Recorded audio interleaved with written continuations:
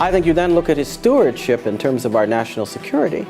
And even now, I think people are looking at the world and their jaws are dropping. How can we have a president who's actually taking steps to weaken our military and now to expose the general population of our country to dreadful disease? That's dereliction of duty at the least, but it may very well be a malicious attack on the people of the United States. That then dovetails with what? With the things that are summarized in the Benghazi episode and things like this. What is involved in that, Alan? Well, what's involved is the possibility, and we need to investigate to make sure of the facts, that we actually have people who are vested formally with the power of the executive branch of government, who have been aiding and abetting open and declared enemies of the United States. Aiding and abetting the enemy, giving aid and comfort to the enemy, siding with the enemy, making war on the United States through your cooperation with such enemies, that's treason.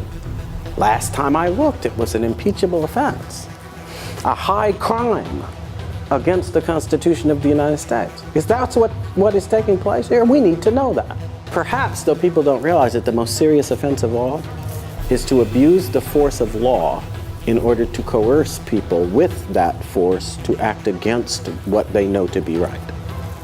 And what is right according to the very founding premises of our whole way of life. And when Obama gets out there and starts abusing, and others like him, they abuse the court system in order to force people to accept the view that something is right when, according to the laws of nature and of nature's God, it is self-evidently wrong. They are abusing conscience, forcing people, for instance, to raise up their children in a way that promotes homosexuality, forcing people to use their money and time and labor in order to promote an approach to marriage that is contrary to the common good of all humanity, which treats marriage in its relation to procreation. And finally, forcing people to accept as right the murder of posterity in the womb. How can it be right for humanity that we should, in accordance with our whim of the moment, ignore the God-endowed requirements of the whole human race?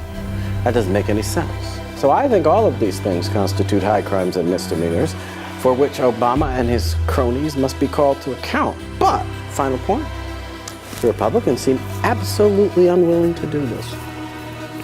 They pretend that there is no national issue in this election.